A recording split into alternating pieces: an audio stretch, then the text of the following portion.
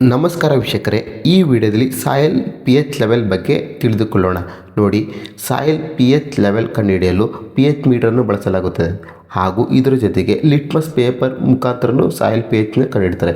ಇನ್ನೂ ಸುಲಭವಾಗಿ ಮನೆಯಲ್ಲೇ ಬಳಸುವ ವಿನೆಗರ್ ಮತ್ತು ಬೇಕಿಂಗ್ ಸೋಡಾದ ಮುಖಾಂತರ ಸಾಯಿಲ್ ಪಿ ಎಚನ್ನು ಕಂಡುಹಿಡಿಯಲಾಗುತ್ತದೆ. ಇಷ್ಟು ಸುಲಭವಾಗಿದ್ದರೂ ರೈತರು ಸಾಯಿಲ್ ಪಿ ಎಚ್ನ ಕಂಡುಹಿಡಿಯಲ್ಲ. ಸಾಯಿಲ್ ಪಿ ಎಚ್ ಲೆವೆಲ್ ಎಷ್ಟಿದೆ ಎಂದು ತಿಳಿಯದೆ ವ್ಯವಸಾಯ ಮಾಡಿ ಲಾಸನ್ನು ಅನುಭವಿಸ್ತಾ ಇರ್ತಾರೆ. ನೋಡಿ, ಎಷ್ಟು ಪಿ ಎಚ್ ಲೆವೆಲ್ ಇದ್ದರೆ ಯಾವ ಬೆಳೆ ಮಾಡಬೇಕು ಎಂಬುದರ ಬಗ್ಗೆ ರೈತರು ತಲೆನೇ ಕೆಡಿಸ್ಕೊಳ್ಳಲ್ಲ, ಇಷ್ಟು ಸುಲಭವಾಗಿದ್ದರು. ಅದಕ್ಕಾಗಿ ನಾನು ಈ ವಿಡಿಯೋದಲ್ಲಿ ಯಾವ ಕಲರ್ ಮಣ್ಣಿನಲ್ಲಿ ಎಷ್ಟು ಪಿ ಎಚ್ ಲೆವೆಲ್ ಇರ್ತದೆ ಅಂದರೆ ಮಣ್ಣಿನ ಕಲರ್ ಮುಖಾಂತರ ಮಣ್ಣಿನ ಪಿ ಎಚ್ ಲೆವೆಲನ್ನು ಹೇಗೆ ಕಂಡುಹಿಡಿಯೋದು ಎಂಬುದರ ಬಗ್ಗೆ ಈ ವಿಡಿಯೋದಲ್ಲಿ ತಿಳಿಸ್ಕೊಡ್ತೀನಿ. ಹಾಗೂ ಯಾವ ಕಲರ್ ಮಣ್ಣಿಗೆ ಯಾವ ಬೆಳೆ ಸೂಕ್ತ ಎಂಬುದರ ಬಗ್ಗೆ ಈ ವಿಡಿಯೋದಲ್ಲಿ ಸಂಪೂರ್ಣ ಮಾಹಿತಿಯನ್ನು ಕೊಡ್ತೀನಿ. ಅದಕ್ಕಾಗಿ ಈ ವಿಡಿಯೋಕ್ಕೆ ಒಂದು ಲೈಕ್ ಮಾಡಿ, ಪ್ಲೀಸ್ ಲೈಕ್ ಮಾಡಿ ಹಾಗೂ ಈ ವಿಡಿಯೋವನ್ನು ಪೂರ್ತಿಯಾಗಿ ನೋಡಿ. ಏಕೆಂದರೆ ನಿಮಗೆ ಮಧ್ಯದಲ್ಲೇ ಸ್ಕಿಪ್ ಮಾಡಿದ್ರೆ ನಿಮಗೆ ಈ ವಿಡಿಯೋ ಅರ್ಥ ಆಗಲ್ಲ. ಅದಕ್ಕಾಗಿ ಈ ವಿಡಿಯೋವನ್ನು ಪೂರ್ತಿಯಾಗಿ ನೋಡಿ. ಸಾಮಾನ್ಯವಾಗಿ ಮಣ್ಣಿನ ಕಲರ್ಗಳಾದ ಕೆಂಪು ಮಣ್ಣು, ಕಪ್ಪು ಮಣ್ಣು, ಕಂದು ಮಣ್ಣು ಮತ್ತು ಬಿಳಿ ಮಣ್ಣುಗಳಿಗೆ ಪಿ ಎಚ್ ಲೆವೆಲನ್ನು ಅಂದಾಜಿನ ಮುಖಾಂತರ ನೀಡಲಾಗಿದೆ. ಈ ಪಿ ಎಚ್ ಲೆವೆಲ್ ನಂಬರನ್ನು ಆಧರಿಸಿ ನಾವು ಬೆಳೆಯನ್ನು ಬೆಳೆಯಬೇಕಾಗುತ್ತದೆ. ನೋಡಿ, ಮೊದಲಿಗೆ ಕೆಂಪು ಮಣ್ಣಿನ ಬಗ್ಗೆ ತಿಳಿದುಕೊಳ್ಳೋದಾದರೆ ಈ ಕೆಂಪು ಮಣ್ಣಿನ ಪಿ ಎಚ್ ಲೆವೆಲ್ 5.5 ಇಂದ 6.8 ಇರುತ್ತದೆ. ಇದು ಅಸಿಡಿಕ್ ಆಗಿದ್ದು ಸ್ಟ್ರೈಟ್ಲಿ ಅಸಿಡಿಕ್ ಆಗಿದೆ, ಅಂದರೆ ಆಮ್ಲೀಯ ಮಣ್ಣಾಗಿದ್ದು ಸ್ವಲ್ಪ ಮಟ್ಟಿಗೆ ಆಮ್ಲೀಯ ಆಗಿದೆ. ಇದು ಪೂರ್ತಿ ಆಮ್ಲೀಯ ಮಣ್ಣಲ್ಲ, ಯಾಕೆಂದರೆ ಈ ಕೆಂಪು ಮಣ್ಣಿನಲ್ಲಿ ಐರನ್ ಆಕ್ಸೈಡ್ ಇದ್ದು ಹಾಗೂ ಈ ಕೆಂಪು ಮಣ್ಣಿಗೆ ಹೆಚ್ಚು ಮಳೆ ಹುಯ್ದು ಅದರಿಂದ ಮಣ್ಣಿನಲ್ಲಿರುವ ಸುಣ್ಣದ ಪ್ರಮಾಣ ತೊಳೆದು ಹೋಗಿ ಈ ಮಣ್ಣಿನ ಪಿ ಎಚ್ 5.5 ಇಂದ 6.8 ಆಗಿರುತ್ತದೆ. ಹಾಗೂ ಈ ಮಣ್ಣಿನಲ್ಲಿ ಸೂಕ್ತವಾಗಿ ಬೆಳೆಯಬೇಕಾದ ಬೆಳೆಗಳು ರಾಗಿ, ನೆಲಗಡಲೆ, ಸಿರಿಧಾನ್ಯ ಕಾಳುಗಳು ಹಾಗೂ ಕಬ್ಬು, ಟೊಮೆಟೊ, ಪೊಟ್ಯಾಟೊ ಮುಂತಾದ ತರಕಾರಿ ಬೆಳೆಗಳನ್ನು ಬೆಳೆಯಬಹುದು. ಹಾಗೂ ಈ ಮಣ್ಣು ಅತಿಯಾಗಿ ಕೆಂಪಾಗಿದ್ದು ಬೇಸಿಗೆ ಕಾಲದಲ್ಲಿ ಬಿರುಕು ಬಿಟ್ಟರೆ ಆ ಮಣ್ಣು ಮೋರ್ ಅಸಿಡಿಕ್ ಅಥವಾ ಹೆಚ್ಚು ಆಮ್ಲೀಯ ಮಣ್ಣಾಗಿರುತ್ತದೆ. ಅಂದರೆ ಇದರ ಪಿ ಎಚ್ ಲೆವೆಲ್ 5ಕ್ಕಿಂತ ಕಡಿಮೆ ಇರುತ್ತದೆ. ಇದರಿಂದ ಹೆಚ್ಚು ಇಳುವರಿಯನ್ನು ತೆಗೆಯಲಾಗುವುದಿಲ್ಲ. ಇನ್ನು ಕಪ್ಪು ಮಣ್ಣಿನ ಬಗ್ಗೆ ನೋಡುವುದಾದರೆ ಈ ಮಣ್ಣಿನ ಪಿ ಎಚ್ ವ್ಯಾಲ್ಯೂ ನಂಬರ್ 7.5 ಇಂದ 8.5 ಇರುತ್ತದೆ. ಅದರಿಂದ ಈ ಮಣ್ಣನ್ನು ಆಲ್ಕಲೈನ್ ಸಾಯಿಲ್ ಎಂದು ಕರೆಯಲಾಗುತ್ತದೆ ಅಥವಾ ಪ್ರತ್ಯಾಮ್ಲೀಯ ಮಣ್ಣು ಎಂದು ಕರೆಯಲಾಗುತ್ತದೆ. ಹಾಗೂ ಈ ಮಣ್ಣಿನಲ್ಲಿ ಹೆಚ್ಚು ಕ್ಯಾಲ್ಸಿಯಂ ಕಾರ್ಬೊನೇಟ್ ಮತ್ತು ಮೆಗ್ನೀಷಿಯಂ ಇರುತ್ತದೆ. ಹಾಗೂ ಈ ಮಣ್ಣಿನ ಲಕ್ಷಣ ಅಂದರೆ ಈ ಮಣ್ಣು ಹೆಚ್ಚು ನೀರನ್ನು ಹಿಡಿದಿಟ್ಟುಕೊಳ್ಳುವ ಸಾಮರ್ಥ್ಯವನ್ನು ಹೊಂದಿದೆ. ಹಾಗೂ ಈ ಮಣ್ಣಿನಲ್ಲಿ ಹತ್ತಿ, ಸೂರ್ಯಕಾಂತಿ, ಜೋಳ ಮತ್ತು ಎಣ್ಣೆಕಾಳುಗಳನ್ನು ಹೆಚ್ಚಾಗಿ ಬೆಳೆಯಬಹುದು. ಹಾಗೂ ಈ ಮಣ್ಣಿನ ಕಲರ್ ಹೆಚ್ಚು ಕಪ್ಪಾಗಿದ್ದರೆ ಆ ಮಣ್ಣನ್ನು ಮೋರ್ ಆಲ್ಕಲೈನ್ ಸಾಯಿಲ್ ಅಥವಾ ಹೆಚ್ಚು ಪ್ರತ್ಯಾಮ್ಲೀಯ ಮಣ್ಣು ಎಂದು ಕರೆಯಲಾಗುತ್ತದೆ. ಇನ್ನು ಕಂದು ಮಣ್ಣಿನ ಬಗ್ಗೆ ನೋಡುವುದಾದರೆ ಈ ಮಣ್ಣಿನ ಪಿ ಎಚ್ ವ್ಯಾಲ್ಯೂ 6.5 ಇಂದ 7.5 ಇರುತ್ತದೆ. ಇದು ನಿಯರ್ಲಿ ನ್ಯೂಟ್ರಲ್ ಅಂದರೆ ತಟಸ್ಥ ಮಣ್ಣಾಗಿದ್ದು ಈ ಮಣ್ಣಿನಲ್ಲಿ ಎಲ್ಲ ಬೆಳೆಗಳನ್ನು ಉತ್ತಮವಾಗಿ ಬೆಳೆಯಬಹುದು.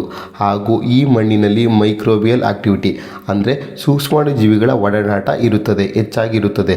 ಅದಕ್ಕಾಗಿ ಈ ಮಣ್ಣು ತುಂಬ ಫಲವತ್ತಾಗಿದ್ದು ಈ ಮಣ್ಣಿನಲ್ಲಿ ಎಲ್ಲ ಬೆಳೆಗಳನ್ನು ಉತ್ತಮವಾಗಿ ಬೆಳೆಯಬಹುದು.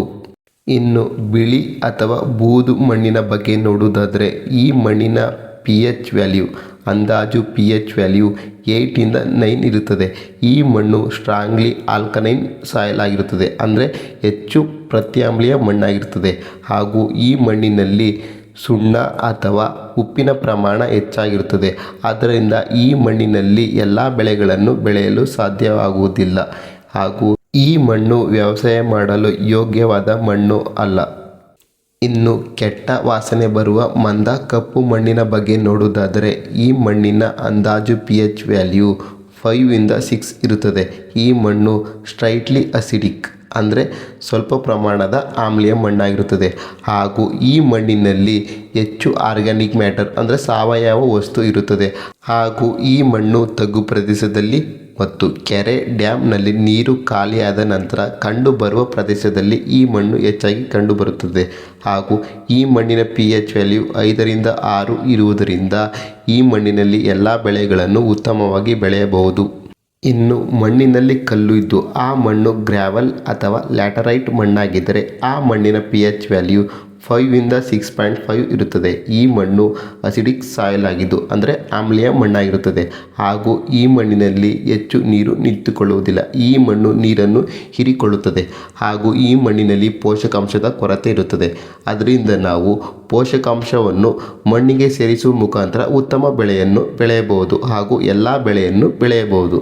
ಇನ್ನು ಕಲ್ಲು ಇಲ್ಲದ ಮಣ್ಣು ಅಥವಾ ಕೆನೆ ಮಣ್ಣು, ಈ ಮಣ್ಣಿನ pH ವ್ಯಾಲ್ಯೂ 7 ಇಂದ 8.5 ಇರುತ್ತದೆ. ಅಂದರೆ ಆಲ್ಕಲೈನ್ ಸಾಯಿಲ್ ಅಂದರೆ ಪ್ರತ್ಯಾಮ್ಲೀಯ ಮಣ್ಣು, ಸ್ವಲ್ಪ ಪ್ರಮಾಣದ ಪ್ರತ್ಯಾಮ್ಲೀಯ ಮಣ್ಣಾಗಿರುತ್ತದೆ ಹಾಗೂ ಈ ಮಣ್ಣಿನಲ್ಲಿ ಪೋಷಕಾಂಶಗಳು ಹೆಚ್ಚಾಗಿ ಇರುತ್ತದೆ.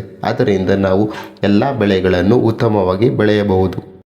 ನೋಡಿ ವೀಕ್ಷಕರೇ, ನಾನು ಹೇಳಿರುವ ಮಾಹಿತಿ ಅಂದಾಜಿನ ಮಾಹಿತಿಯಾಗಿದೆ.